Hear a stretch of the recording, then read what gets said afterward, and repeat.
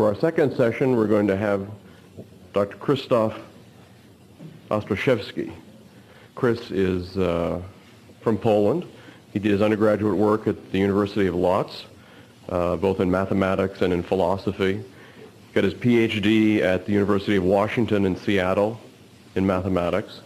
Got interested on his own in Austrian economics. Is published in the journals of the American Mathematical Association, as well as published in the American Economic Review. He's professor of mathematics at the University of Louisville, and somebody that we think is going to be playing an important role in Austrian economics in the future. One of the few economists who really understands mathematics. Chris, talk to us about Poland.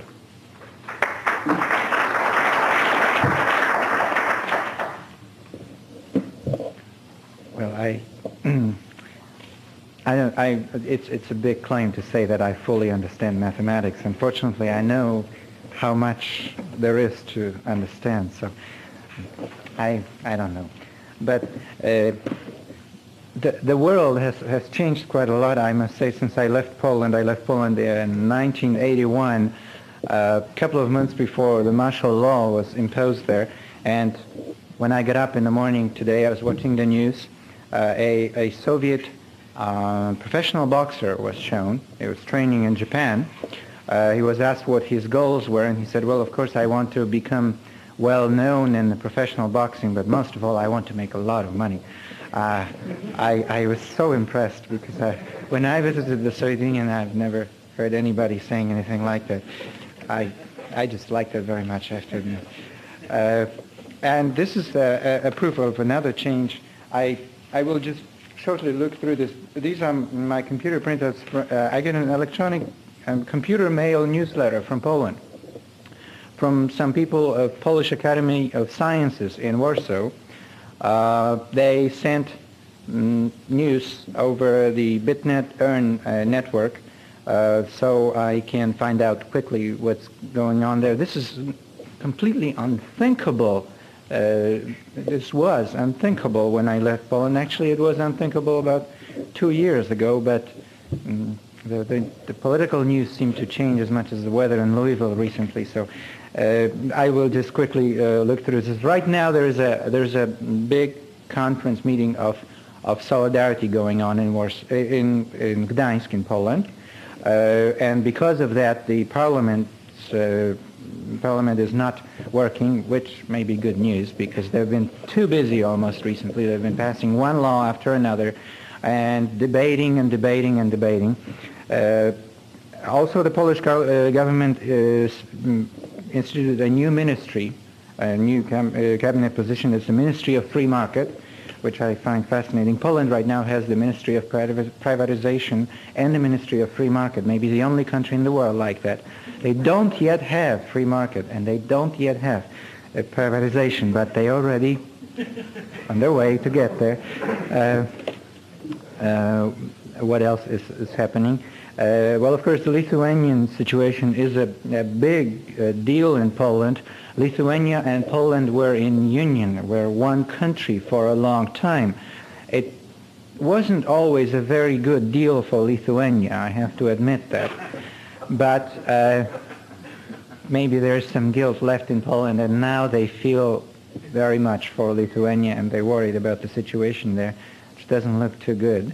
There are big deliberations about the property of the Communist Party, which I will mention later. The unemployment in Poland right now is about 1.5%, which is about the same as in Sweden. And since both countries claim to be, well, both countries' governments want to be socialist, maybe that's the reason that they're so similar. And the Swedish model is actually very popular among the leaders of the Polish government.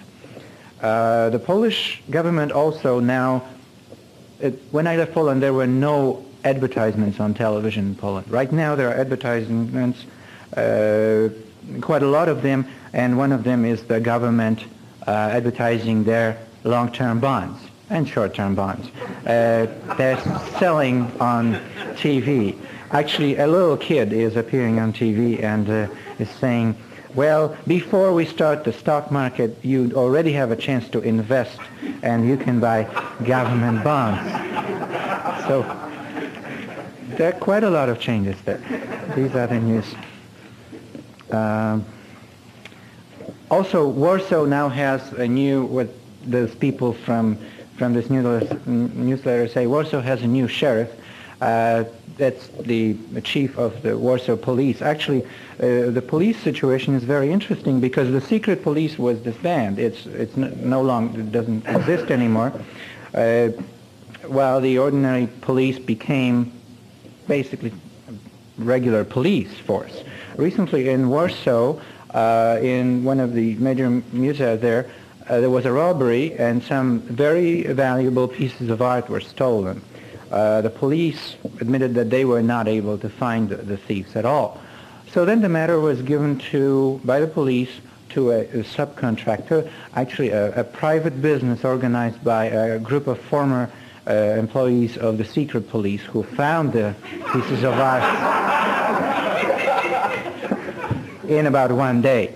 And actually they said that this would be on the house, no charge.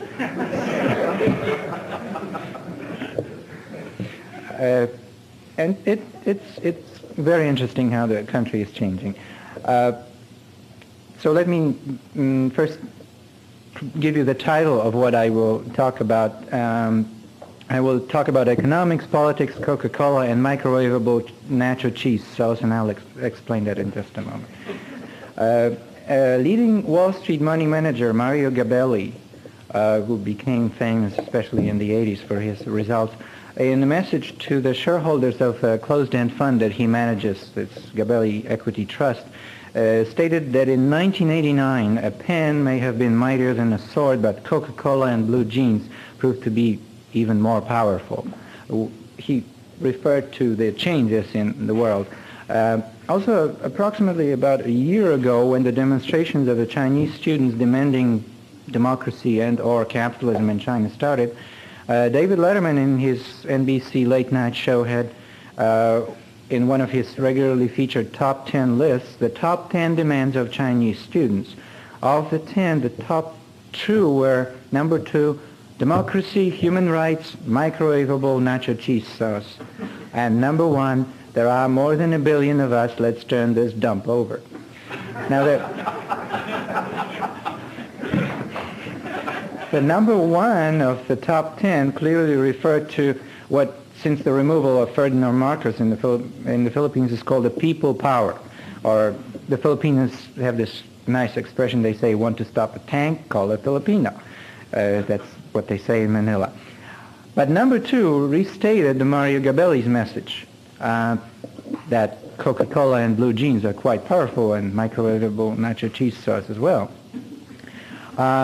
This states that the United States may be most successful in following in its foreign policy, may be most successful if it follows the Monroe Doctrine. But I'm not referring to what used to be called the Monroe. I'm referring to Marilyn Monroe.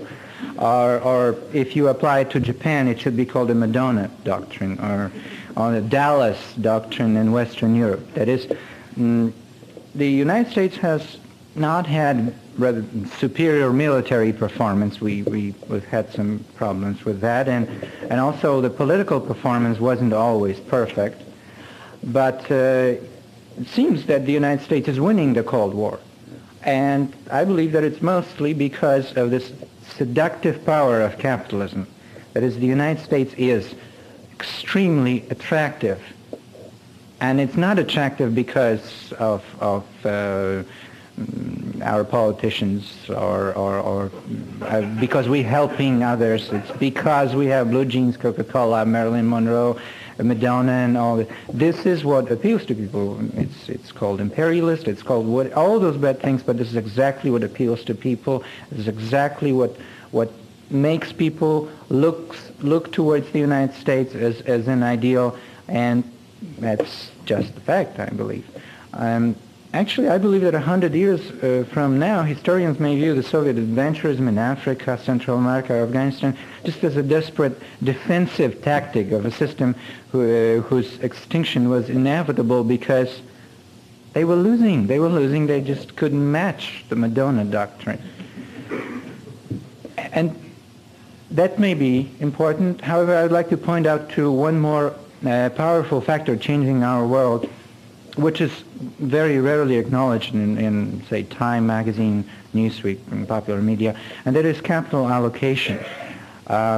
I have deep affection for Scrooge McDuck. My stepdaughter always tapes DuckTales at 4 o'clock, and we watch it together. One of my favorite shows, and I'm probably influenced by Scrooge McDuck. Let me refer again to Mario Gabelli, the famous investor, in explaining this. In his annual reports, he also always reminds himself and his shareholders the Wall Street maxim that says, money follows returns. Doesn't follow any wishes, doesn't follow dreams, hopes, just follows returns. In other words, capital is allocated to where it brings maximum profits. Of course, again, there may be attempts to do it some other way, but in the long run, the capital goes to where it brings maximum profits. I like to restate it to say money follows virtue, because I'm convinced by Scrooge McDuck that virtue brings returns. That maxim is applied by investors all over the world. That is, investors. I don't mean government officials. I don't mean bankers that seek protection from the government for the risk in their investing activities. I mean investors, people who are usually in their 40s, 50s, 60s, with families, mortgages, rents to pay, children to raise and educate, families to support, who are very stern and serious about their money. They have a limited amount of capital. They're very serious about it. In the United States, they put that money more and more often in money market accounts, not in things that are officially protected by the government. And all over the world, they tend more and more to put it in equities of productive businesses, not in government bonds, not in things that are protected from risks. But they also understand where risks are, and they try to limit the risk. They maximize returns while minimizing the risks. They just have to do it. They have limited amount of capital. And those people's decisions influence the valuations of the equities and equity markets all over the world. There's decisions made the investment markets value shares in, say, for example, Korean or Japanese or Taiwanese equities at a substantial premium. The Korea fund has been always sold at premium in the United States, and it will be, probably. There's got to be a reason for that.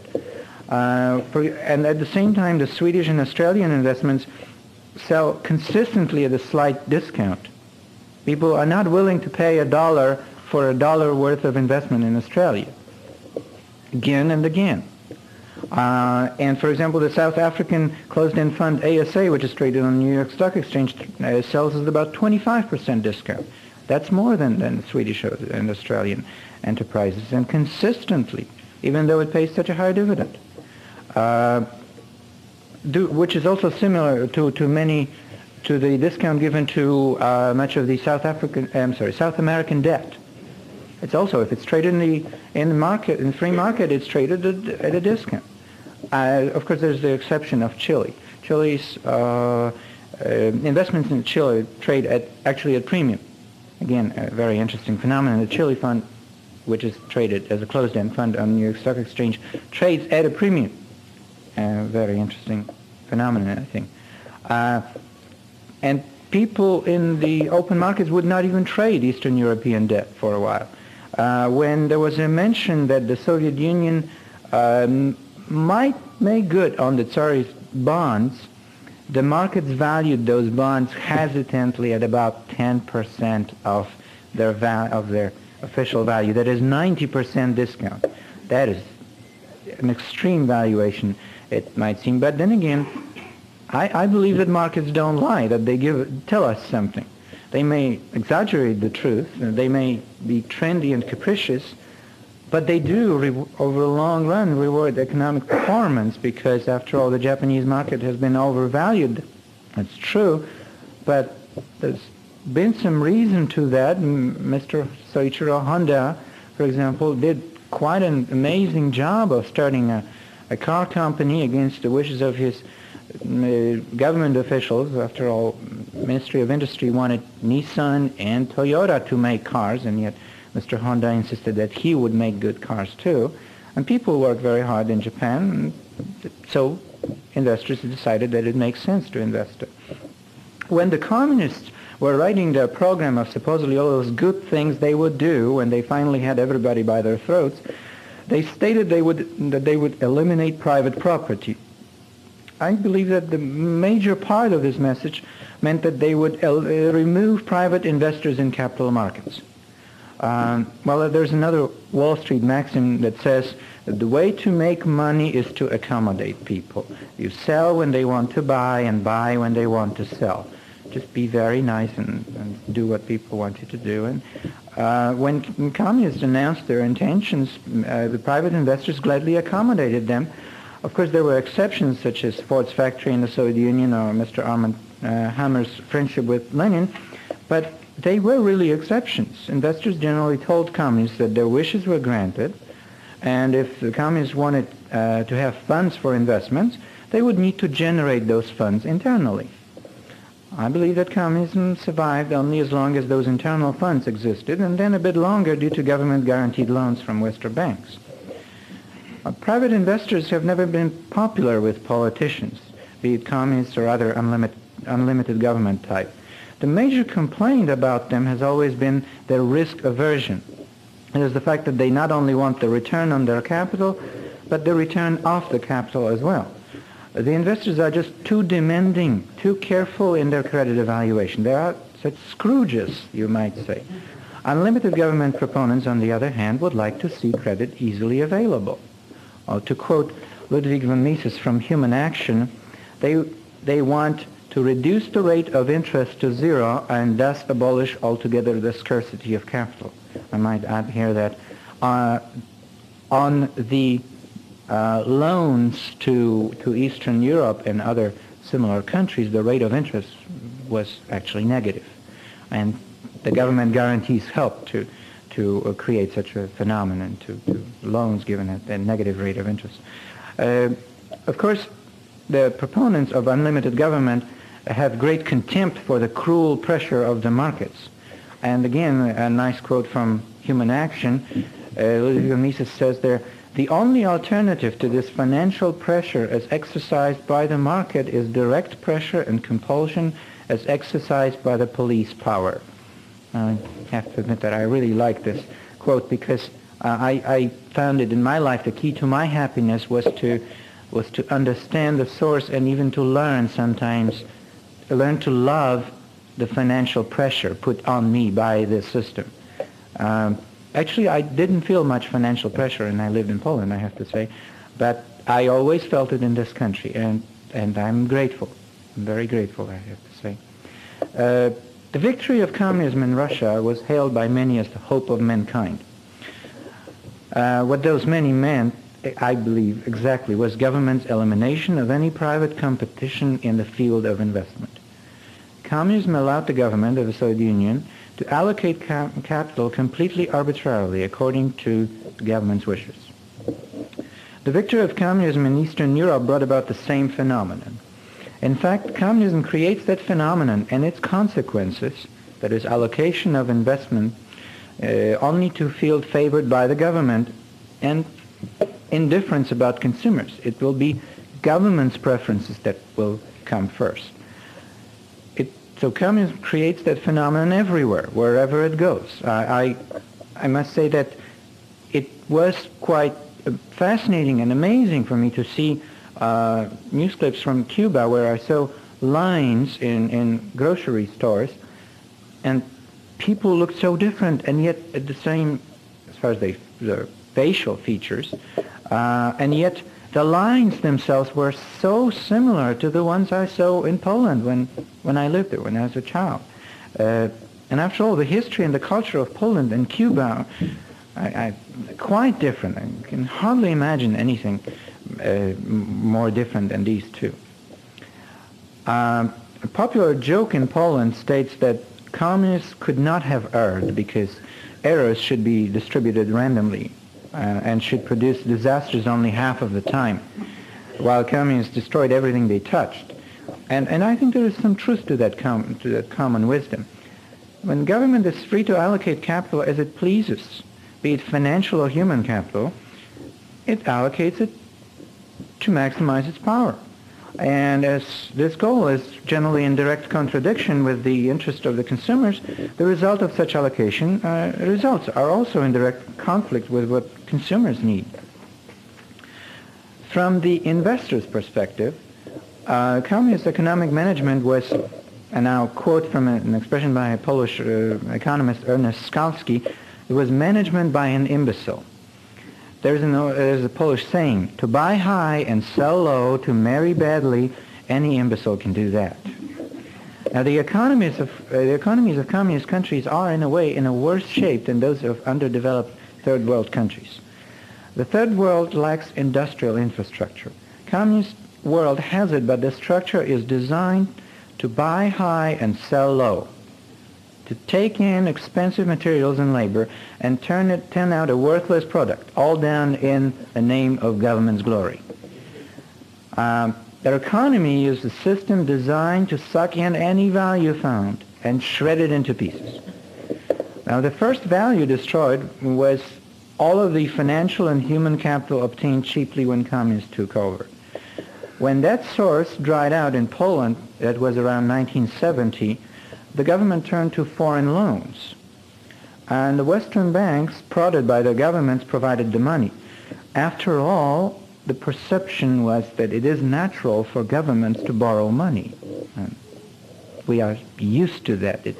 Somehow we got convinced that this is natural. I would like to point out that it may not be, but just a thought.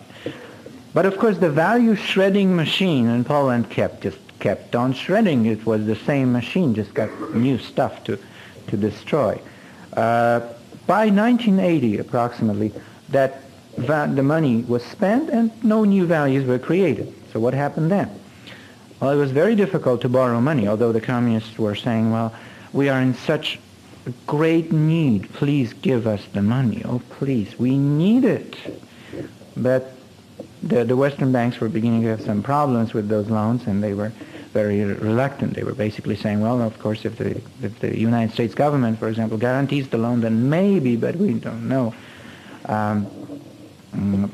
Actually, as I recall, in 1981, as a result of all those policies, the United States government paid interest on the Polish loans of about, in the amount of, as I recall, about $600 million. So you may consider this your tax money at work. What happened then? In Poland, the government, in the last desperate attempt to preserve their political existence, turned to inflation. But it was a very interesting form of inflation, because by that time there were two currencies in circulation in Poland. Polish money called zloty and dollars. Dollars became basically a second currency. In 1981, when I was leaving Poland, the rate of exchange was 120 zloty to $1. Inflation picked up greatly because the communists were printing money and running deficits. But actually, the prices started galloping ahead if calculated in Polish money, in zloty. But they were slowly falling if calculated in dollars. Because with all this feverish attention to politics, inflation, other spectacular events, and solidarity and everything, the attention was in politics. The economy became a second subject. Well, the economy started to gradually contract, even though it had all the maybe symptoms of growing, and the government was trying to make it look as if it was growing. By 1988-89, the contraction became quite severe. A bottle of Polish-made Coca-Cola in Poland cost about a penny, if you pay in dollars. But people just could not buy it, because goods became infinitely scarce, and an average monthly salary slipped to about $20 per month, again, if you use the black market rate of exchange in your calculation. In June 1989, as a result of partly free election and a negotiated deal between Solidarity and the communist power monopoly was gone. The communists received a guaranteed 65% of the seats in the lower house of the parliament. That was lowered eventually through some deals made. Some people stepped down, but they still have officially a majority in the lower house of the parliament, which is called Sejm. But in that part of the election, which was free, they lost in a spectacular way. That is, not a single communist was elected. All of the candidates proposed by Solidarity, but one, were elected. The one was an independent who was running on a pro-capitalist platform. He was a businessman from the province. So Solidarity, which was banned by the martial law decree of December 13, 1981, became almost a monopolist on the Polish political scene. The election was rather quick, and it came before the changes in other Eastern European countries. It may be important to remember that maybe the non-communist or not fully communist government in Poland came first, but it came before all the other changes, and because of that, the changes in Poland were actually less radical than the changes that happened later politically in East Germany and Czechoslovakia. Solidarity went into this election slightly divided, as there were some people very influential in the movement who did not support the accord with the communists, people such as Andrzej Gwiazda, Marian Jurczyk, or Andrzej Rozpuchowski. But it was very well organized, and it was non-communist. As the rest of the opposition was rather unprepared, it lost just as badly as the communists. Let me add here that there's a very popular pro-capitalist writer in Poland whose name is Piotr Wierzbicki. In early 80s, he wrote a book about the Polish right. Let's generally put it this way. Let's say that people who are for some form of capitalism in Poland, let's call them the right. And he stated that the underdevelopment of that part of the political spectrum in Poland needs to be traced to the time between 1948 and 1956. In those years, if you liked capitalism anyway, you were shot. So, of course, any kind of understanding of the theory of evolution teaches us that if this is the incentive that you get for this kind of opinions, those kind of opinions may disappear. So to the voters, Solidarity clearly appeared to be the only alternative to communism. And, of course, clearly the voters rejected communism all the way. But Solidarity came out of the election with one problem. It did not have a program. It was under a strong domination of former communists forced into opposition by the Communist Party hardening of attitudes. The two main ideologues of Solidarity were Jacek Kuroń and Adam Michnik. Kuroń, who once had been an active leader of the communist youth organizations, was jailed in the 60s together with another once communist, now Solidarity activist and senator, Karol Modzelewski, for merely writing an open letter to the Communist Party. They just wrote a letter and then they were in prison. Those people had a program of taking power away from the communists, but they did not have a program for restructuring the economy of Poland, a monstrous value-shredding machine managed by an imbecile. The communists obviously did not have a program either. Did anyone have it? Well, yes, there were people who were thinking about economics at that time when everybody was thinking about politics, about how to get rid of the communists. That was the first question. Then finally people started about the economic program, but before that there had been people who thought about the economic program. I'm going to discuss three such groups. But at this point I would like to make one comment about the modern world as compared to the world about 30 or 40 years ago. It used to be that proponents of socialism were very fierce ideologues who while those defending capitalism were quiet and reserved pragmatists.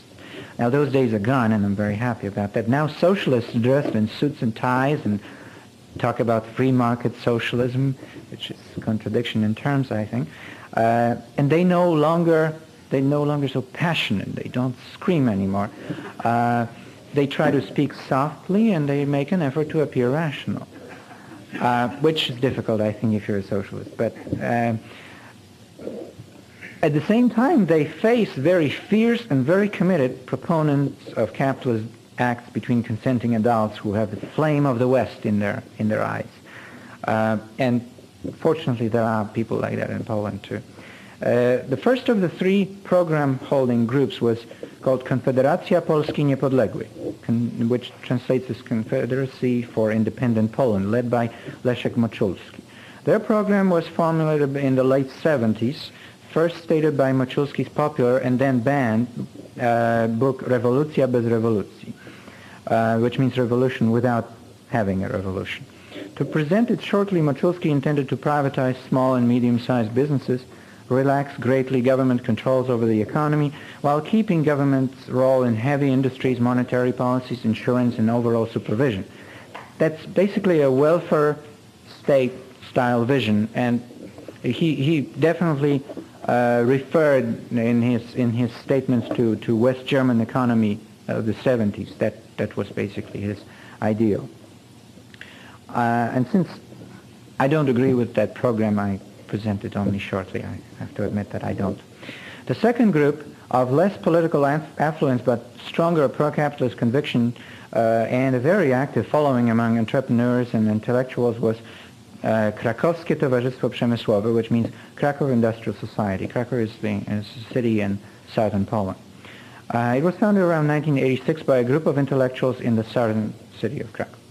The undisputed leader of the group was Mirosław Dzielski, a conservative pro-capitalist philosopher and writer, deeply religious, combining Catholicism with capitalism in a very erudite manner, quite typical for the tradition of that part of Poland he came from, which is called Galicia.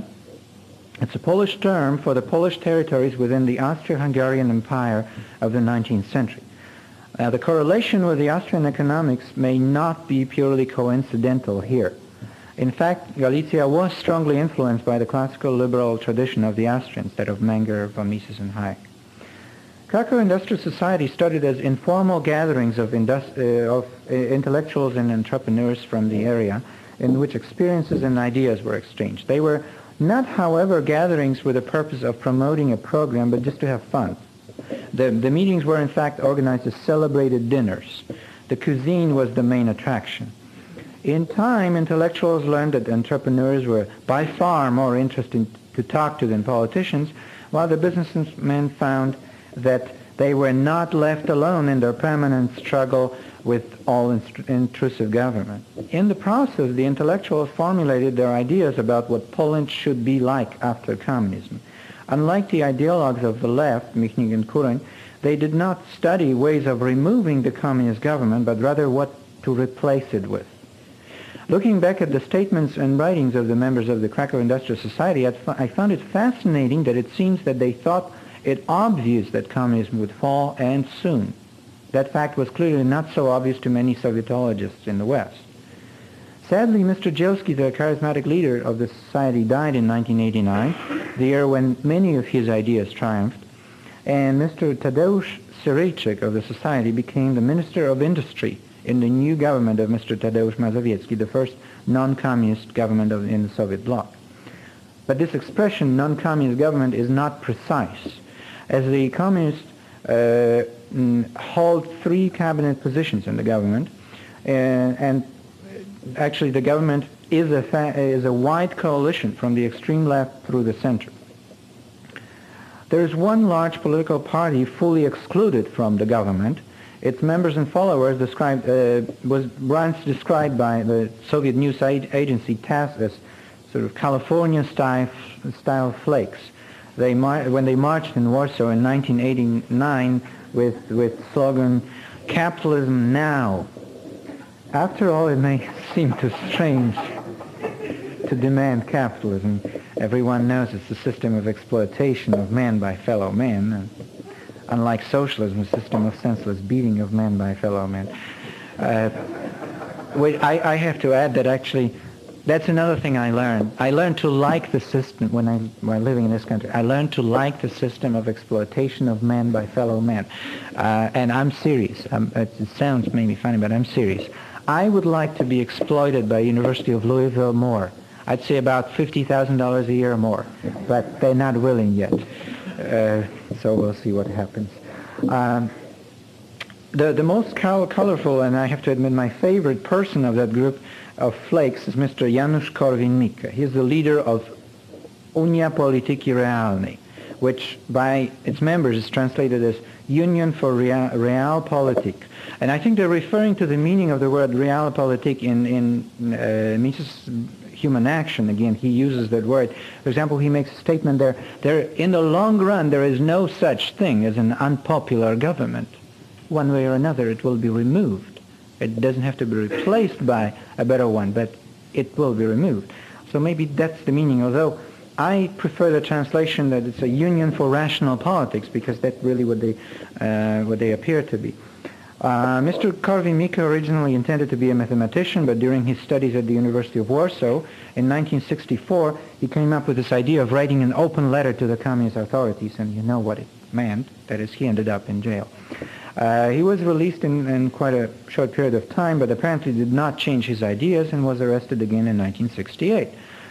In the 70s, he became active in research in cybernetics and played bridge.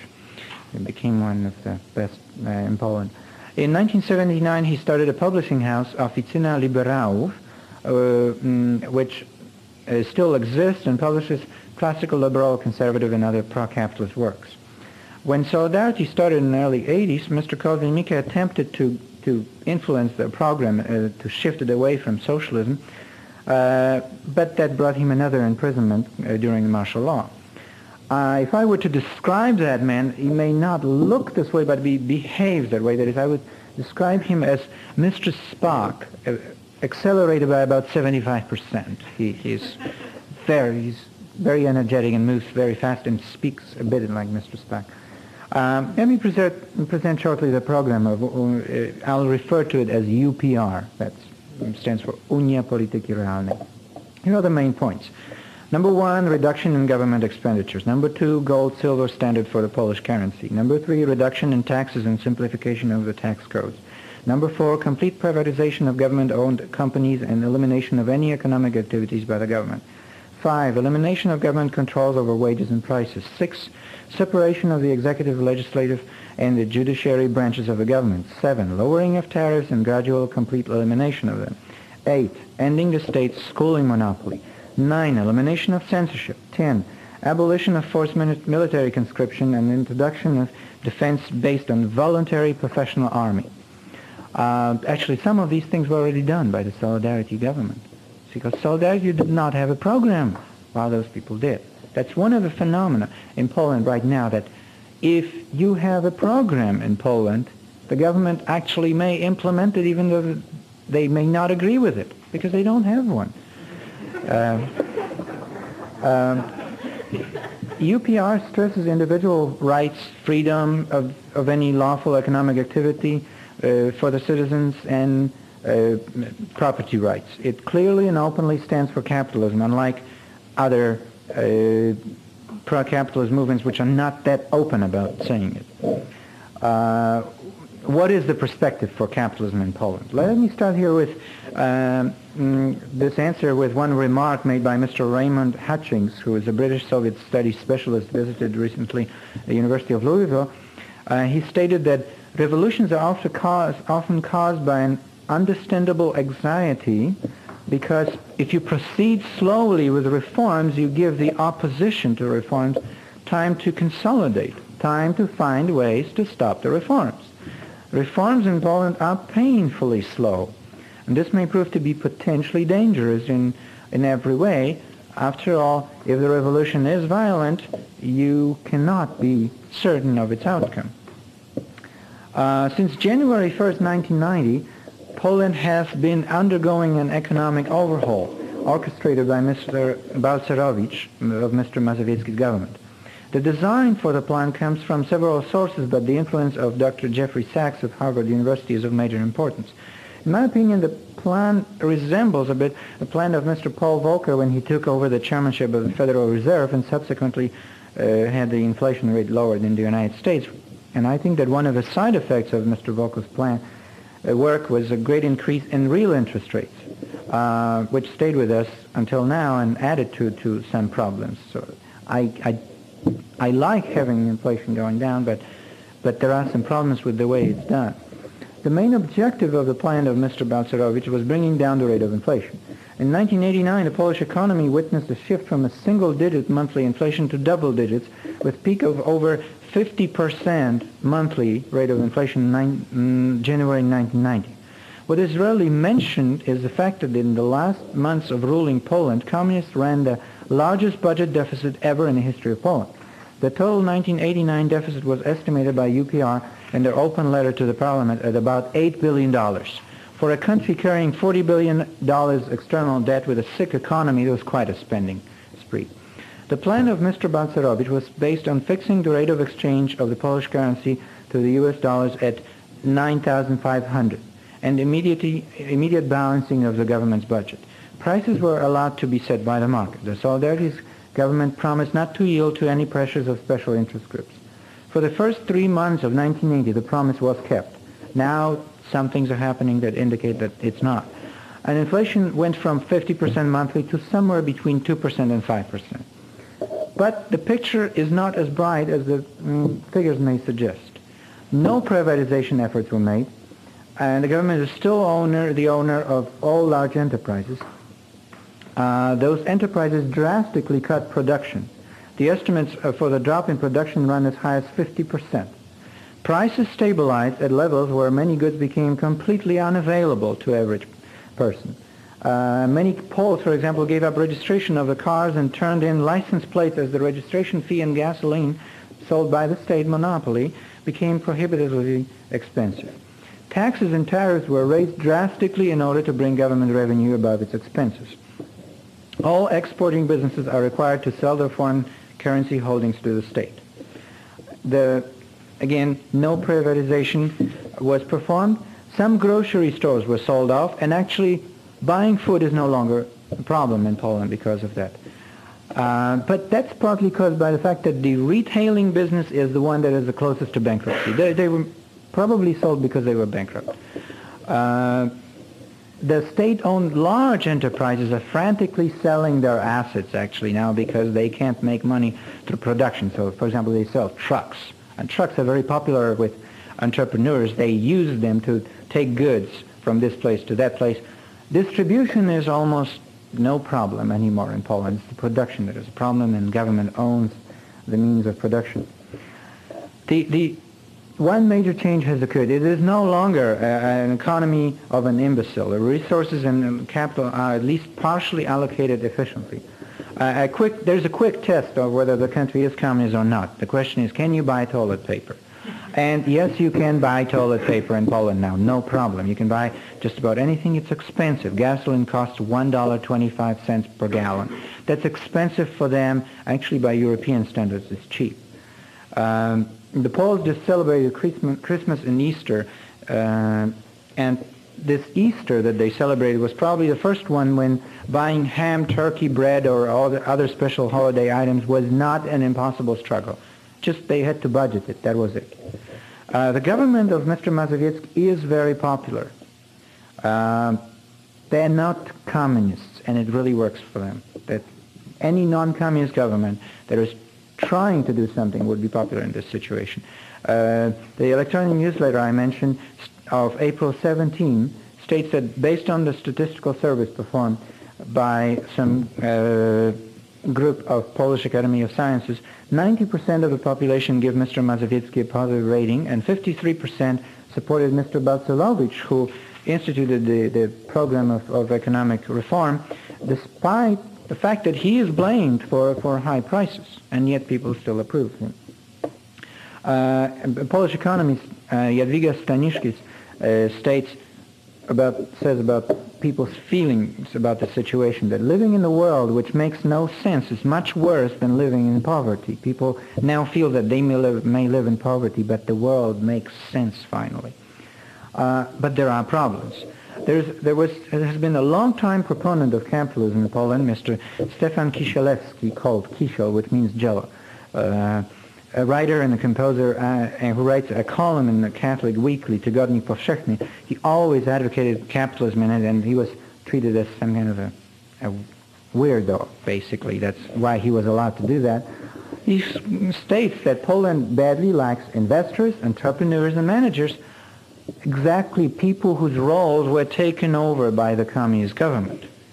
There are bureaucrats who do everything they can to stifle the progress. In smaller cities, the bureaucrats insist that you have to get this license and that license and that license, sometimes 30 licenses, for example, just to have a truck that we would use to take food from this place to that place. And of course, there is a great delay in privatization caused mostly by the people from the Communist Party in the lower house of the parliament. The Communist Party dissolved itself, and those people formed two parties. One is called the Union of Social Democrats of Polish Republic, and the other one is called, I think, just Social Democrats of Polish Republic. They have almost identical names. But that Union of Social Democrats claims to be the sole owner of all buildings and other properties of the former Communist Party.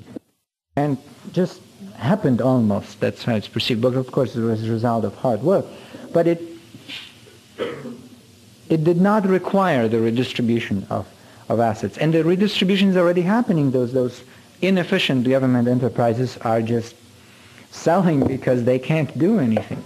It may be a bit unfair that the assets stolen by the communists still remain with the state, and I perfectly agree with that point, but in the long run, the investors will take care of it. If the communists are inefficient, they will not get their toys. They're just not behaving, and they will not get their toys. The market is like a very stern father. You've got to get good grades, that's when you will get the money, and if you don't get A's, then you won't.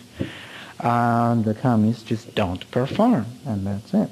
Also, there will be an election in Poland this month for local governments, and next year they're supposed to be talking about an election to the parliament.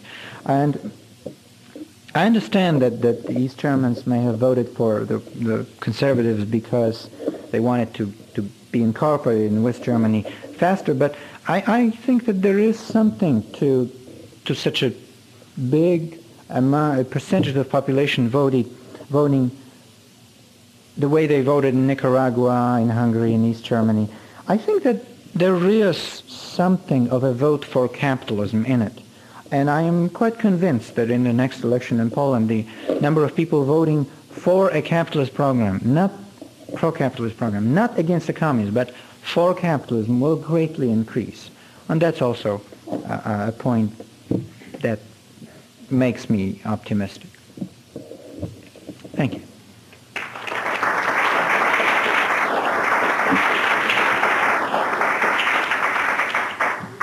We have about 5 minutes. Chris, come back. Don't go, just in case anybody has a question. Oh, yeah. That's right. Yes. Does this Union for Political Reality have a plan to run candidates in the election? Yes, definitely. I actually have their leaflets and other things from their campaign for the first election, if you want to look at it. This was part of their program from the first election that they did. Yes. Jeffrey Sachs really has been taking more credit than he deserves, even accorded by the people who he said he has helped in Latin America, in the case of Bolivia, for the minister of Bolivia, just now. Most of this was our plan, but Jeffrey Sachs appears as being the engineer of the Bolivian miracle. What is the true case in Poland? That may be, again, the same situation, but there is one magic thing about him. He is an American economist.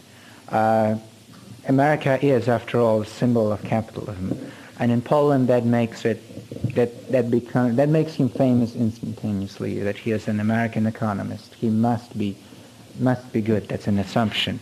I'm sorry that it's like that. So people want him to be the engineer of the reform, which may not necessarily be the case. There is, for example, a strong pressure from the International Monetary Fund for the Polish government to balance their budget and to do certain things. And I don't think he has much to do with that. Also, people expect capitalism in Poland. They're complaining that it's cruel, that it may be cruel, that they're unemployed. Oh, what are we going to do? But it's generally accepted that that's what's going to happen. I think that there's a need to have a hero, and he just naturally came into that spot. That's all.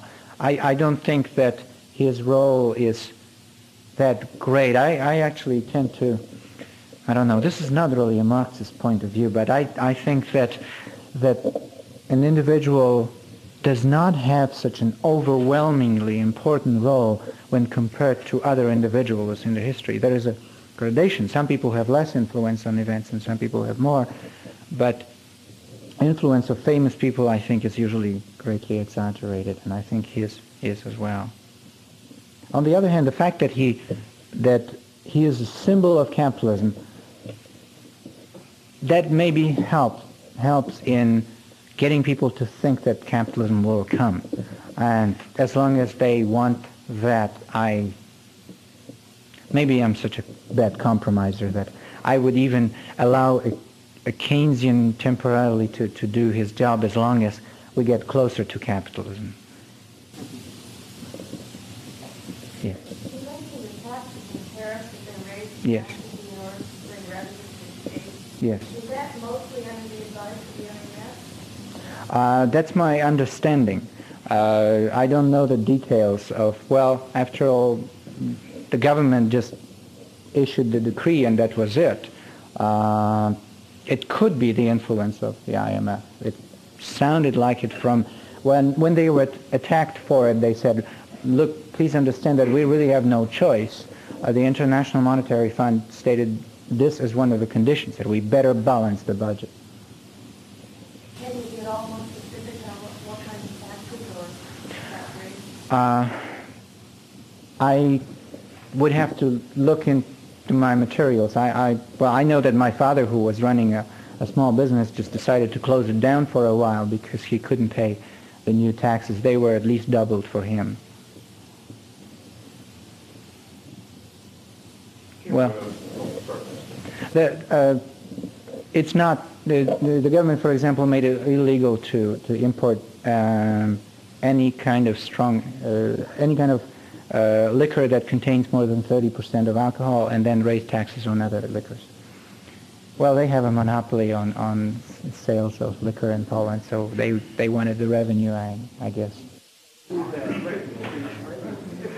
But by the way, Poland is now apparently getting loans from the International Monetary Fund and also from several Western countries. I'm not happy about it at all, but that's what's happening. I'll just mention the two things that the OECD advisors told Poland were the two key reforms they had to institute: a central bank and an IRS. Tax collection system and central bank. Western economic advice. We'll turn now and come back. We had one more question. On the political front, is there any movement toward a Green Party? And if so, how effective have they been and how effective do you think they'll be in the future? Yes, there is some, and I think strongest with the group called, in Polish it's called Wolność i Pokój, which means freedom and peace. As far as popularity, I would say not very popular. The political spectrum is dominated by, I would say, politics from center to the left, the social democratic program of some kind. That's why the communists call themselves social democrats, because they want to be put into that group.